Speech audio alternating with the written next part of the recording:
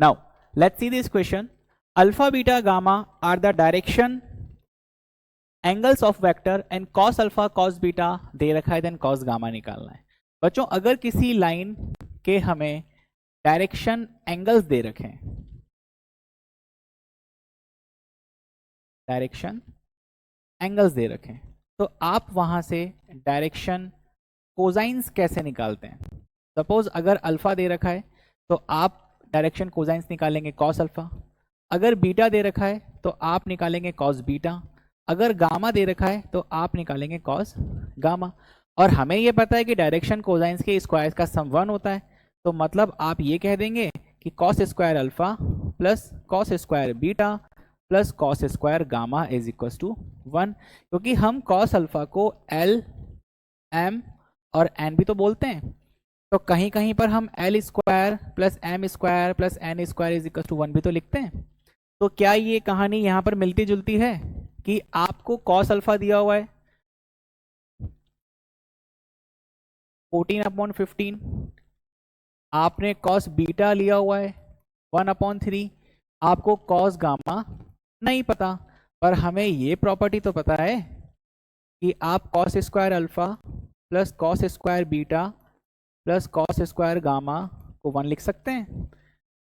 Cos square alpha 14/15 का आपने square कर देना है और 1/3 के स्क्वायर से उसको ऐड कर देना है, तो कॉस स्क्वायर गामा का वैल्यू आपको निकलता दिखेगा 196/225 plus 1/9 plus cos square gamma is equal to 1। अब डिनोमिनेटर सेम, किन्हीं भी दो फ्रैक्शंस को ऐड करने का सबसे बढ़िया तरीका होता है कि आप उनके डिनोमिनेटर्स को सेम कर दो। यहाँ पर 225 है, यहाँ पर 9 है, तो अगर मैं इसको 45 से मल्टीप्लाई करूँ, कि सर आपको कैसे पता लगा कि आप यहाँ पे 45 से ही मल्टीप्लाई करोगे?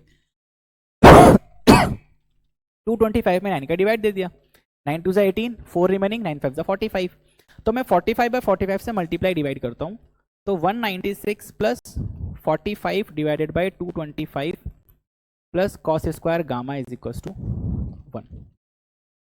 तो क्या cos square gamma is equal to 1 minus 196 plus 45, 6 and 5 11, 1 carry 1, 19 and 1 20, 20 and 4 24, 241/225।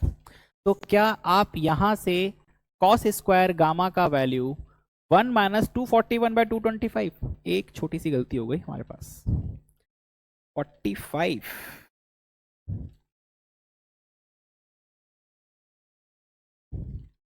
45, यहाँ पे 25 है, नो 9 2 18, ठीक है, तो ये होगा 221।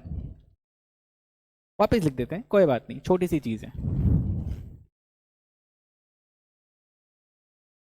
196 plus 225 plus 25 plus 225 plus cos square gamma is equal to 1।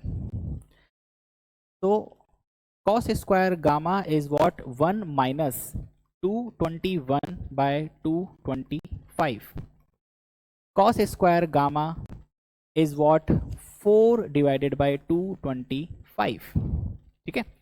तो अब अगर मैं